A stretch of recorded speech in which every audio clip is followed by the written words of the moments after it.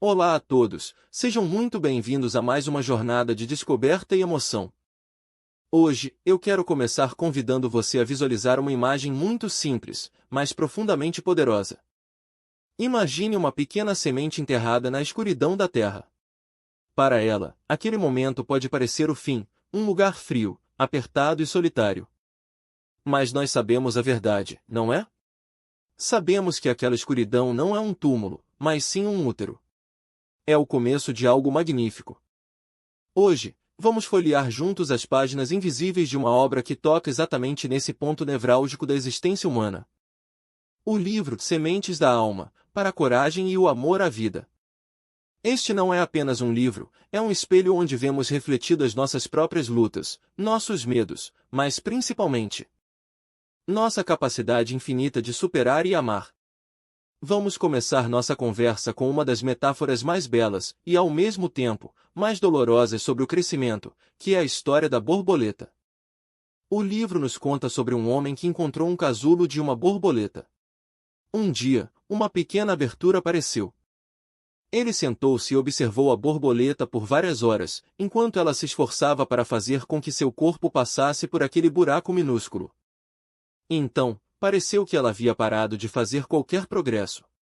Parecia que ela tinha ido mais longe que podia e não conseguia ir mais além. O homem, em sua bondade e impaciência, decidiu ajudar a borboleta. Ele pegou uma tesoura e cortou o restante do casulo. A borboleta então saiu facilmente. Mas ela tinha um corpo murcho e as asas eram pequenas e amassadas. O homem continuou a observá-la porque esperava que, a qualquer momento, as asas se abrissem e se estendessem para serem capazes de suportar o corpo, que iria se firmar a tempo. Nada disso aconteceu. Na verdade, a borboleta passou o resto da vida rastejando com um corpo murcho e asas encolhidas. Ela nunca foi capaz de voar. O que o homem, em sua gentileza e vontade de ajudar, não compreendia era que o casulo apertado e o esforço necessário para a borboleta passar através da pequena abertura eram o modo pelo qual a natureza forçava o fluido do corpo da borboleta para as suas asas, de modo que ela estivesse pronta para voar assim que se livrasse do casulo. Essa história nos atinge com uma verdade que muitas vezes tentamos evitar. Às vezes, as lutas são exatamente o que precisamos em nossa vida. Se a vida nos permitisse passar por tudo sem quaisquer obstáculos, ficaríamos aleijados. Não seríamos tão fortes quanto poderíamos ter sido. Nunca poderíamos voar. É uma reflexão poderosa para começarmos, não acham? Quantas vezes pedimos para que os obstáculos sejam removidos, sem perceber que são eles que estão fortalecendo nossas asas? E seguindo esse fluxo de pensamento sobre como encaramos a vida, há uma outra história no livro que muda completamente a nossa perspectiva sobre o tempo e as oportunidades. É a história de um jovem que, ao ajudar a arrumar as coisas de sua cunhada após o falecimento súbito de sua irmã, encontra um pacote embrulhado em papel de seda no fundo de uma gaveta. Dentro, havia uma lingerie requintada, feita à mão, com uma etiqueta de preço ainda intacta, uma peça caríssima. A irmã dele havia comprado aquilo há 8 ou 9 anos, em uma viagem a Nova York, mas nunca a usou. Ela estava guardando para uma ocasião especial. E agora, aquela ocasião especial acabou sendo seu funeral. O cunhado, com a voz embargada, disse algo que ecoa como um trovão em nossas consciências: nunca guarde nada para uma ocasião especial. Cada dia que você vive é uma ocasião especial. Essa narrativa nos força a reavaliar nosso próprio inventário de vida. Quantas vezes usamos a frase um dia? Um dia eu vou escrever aquele livro, um dia eu vou visitar aquele amigo, um dia eu vou usar aquela roupa bonita, um dia eu vou dizer eu te amo. O livro nos ensina, através dessa perda dolorosa, que o um dia é um ladrão de felicidade. A vida não é um ensaio geral, é a estreia, a apresentação e o encerramento, tudo acontecendo agora, neste exato minuto. A partir dessa história, somos convidados a mudar nossa atitude, a usar os copos de cristal no jantar de terça-feira, a vestir a melhor roupa para ir ao mercado se tivermos vontade, a não adiar a alegria. Porque se soubéssemos que amanhã não estaríamos aqui, o que faríamos hoje? Provavelmente ligaríamos para as pessoas que amamos, pediríamos desculpas por erros antigos, comeríamos nossa comida favorita. São essas pequenas coisas, deixadas por fazer, que causariam um maior arrependimento.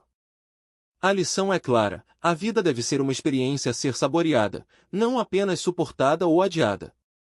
E falando em não adiar a vida e em ter a coragem de ser quem somos, o livro nos apresenta uma personagem inesquecível chamada Rose. Rose não é uma jovem prodígio, ela é uma senhora de 87 anos que decide voltar para a faculdade. No primeiro dia de aula, o professor pediu que os alunos se apresentassem. O narrador da história sentiu um toque no ombro e viu uma senhora idosa, com o rosto iluminado por um sorriso radiante, que disse: "Oi, bonitão. Meu nome é Rose. Tenho 87 anos. Posso te dar um abraço?" E assim começou uma amizade improvável. Rose se tornou o ícone do campus. Ela se vestia bem, fazia amizades facilmente e vivia com uma intensidade que deixava os jovens de 20 anos no chinelo. No final do semestre, Rose foi convidada para fazer um discurso. Ela subiu ao pódio, deixou cair suas anotações, riu de si mesma e disse: "Desculpem, estou nervosa, como perdi meu discurso, vou falar o que sei." E o que ela disse resume a essência da juventude eterna. Ela disse: "Não paramos de brincar porque ficamos velhos porque paramos de brincar." Ela compartilhou segredos simples: é preciso rir e encontrar humor todos os dias, é preciso ter um sonho, pois quando perdemos nossos sonhos, morremos por dentro, mesmo que continuemos respirando. E ela fez uma distinção brilhante entre crescer e envelhecer. Envelhecer é obrigatório. Qualquer um que fique vivo tempo suficiente vai envelhecer. Mas crescer é opcional. Crescer requer encontrar a oportunidade na mudança. Rose terminou seu curso e faleceu pacificamente logo após a formatura. Mas ela deixou para trás a prova viva de que nunca é tarde demais para ser quem você poderia ter sido. Ela nos ensina que a paixão pela vida não tem prazo de validade. Essa paixão, no entanto, muitas vezes é testada por circunstâncias que parecem injustas. O livro traz relatos de pessoas que, diante de tragédias físicas, encontraram uma força espiritual avassaladora. Há a história de um menino em um orfanato que sonhava em voar como os pássaros, e de outro menino, vizinho, que era paralisado e cujo único sonho era andar e correr. Um dia, o menino órfão colocou o menino paralisado em suas costas e correu pelo campo. O vento no rosto, a velocidade, a sensação de movimento. O menino paralisado gritava de alegria: "Estou voando, pai! Estou voando!" Essa imagem, de duas faltas que juntas criam uma plenitude, é a essência da solidariedade humana. Às vezes, não podemos consertar o problema do outro. O menino órfão não podia curar a paralisia do amigo, mas podemos emprestar nossas pernas, nossos olhos ou apenas a nossa presença, para que o outro possa, mesmo que por um momento, voar. E aprofundando essa ideia de conexão humana para além das palavras e da lógica, chegamos a uma das histórias mais comoventes da coletânea. Intitulada O Café com Sal. É uma história de amor que começa com um erro e se sustenta em uma mentira benevolente, revelando a complexidade do coração humano. Um rapaz conhece uma moça deslumbrante em uma festa. Ele é tímido, comum, ela é linda, popular. Surpreendentemente, ela aceita o convite dele para um café. Ele está tão nervoso que, ao pedir açúcar para o café, se confunde e pede sal. Todos no café olham para ele. Ele fica vermelho de vergonha, mas para não admitir o erro, ele coloca o sal no café e bebe. Curiosa, ela pergunta por que ele gosta de café com sal. Ele inventa uma história na hora, diz que cresceu perto do mar, que sentia falta de casa e dos pais que moravam longe. E que o gosto salgado lembrava do mar e da infância. Essa vulnerabilidade tocou o coração da moça.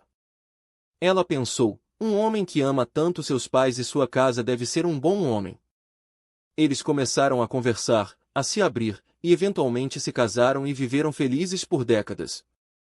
E durante toda a vida, sempre que ela fazia café para ele, ela colocava uma pitada de sal, porque sabia que era assim que ele gostava.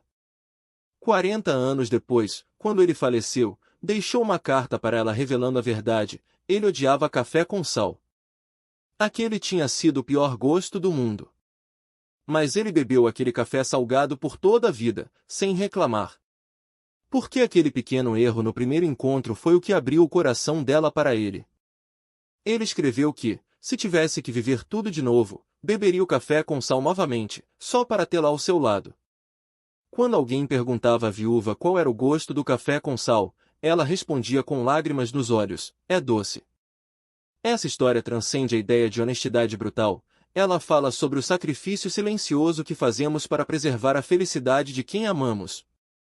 O amor, às vezes, tem gostos estranhos, mas é sempre doce no final.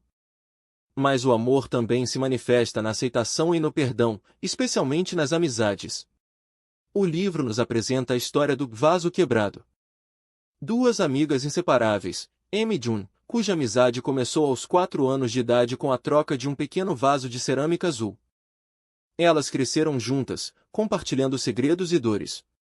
Mas na adolescência, como muitas vezes acontece, a vida se complicou. Amy começou a namorar e a negligenciar June. A mágoa foi crescendo até que explodiu em uma discussão terrível, onde palavras cruéis foram ditas.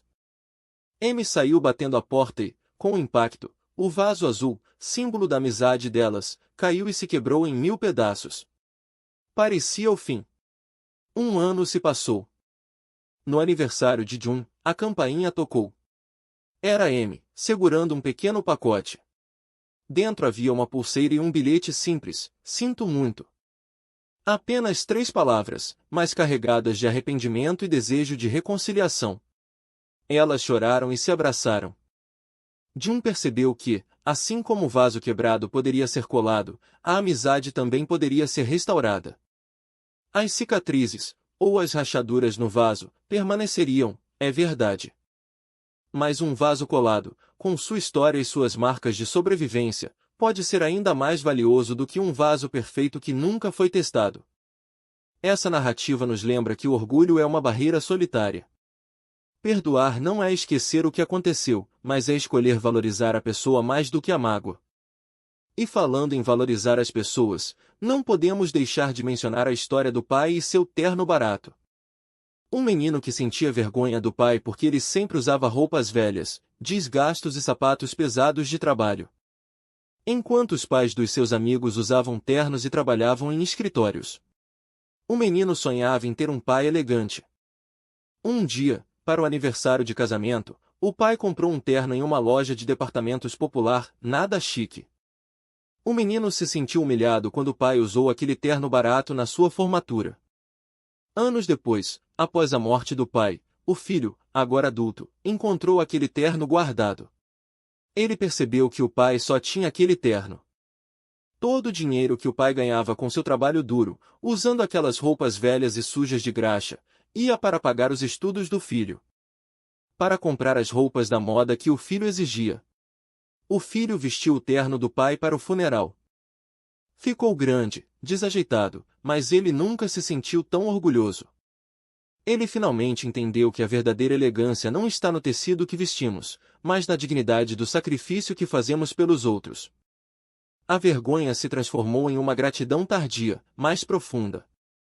É um lembrete para olharmos além das aparências e reconhecermos o amor que muitas vezes se esconde em mãos calejadas e roupas surradas. Há também uma lição poderosa sobre a presença no momento final, na história chamada A Última Noite. Um enfermeiro leva um jovem fuzileiro naval até o leito de um velho moribundo no hospital. O velho, quase inconsciente, estende a mão. O jovem militar segura aquela mão enrugada e senta-se ao lado da cama. A noite inteira passa. O jovem não larga a mão do velho, oferecendo palavras de conforto, mesmo que o velho não possa responder. Ao amanhecer, o velho falece. A enfermeira, tentando consolar o jovem, diz: "Sinto muito pela morte do seu pai." O jovem, surpreso, responde: "Ele não era meu pai. Eu nunca o tinha visto antes." A enfermeira fica chocada e pergunta por que ele não disse nada quando foi levado ao quarto. O jovem explica: "Eu percebi que ele estava esperando pelo filho dele, e que ele estava doente demais para distinguir quem eu era." Eu sabia que ele precisava de alguém ali. Então eu fiquei. Essa história nos desarma completamente. Quantas vezes evitamos nos envolver porque não é problema nosso ou não conhecemos a pessoa?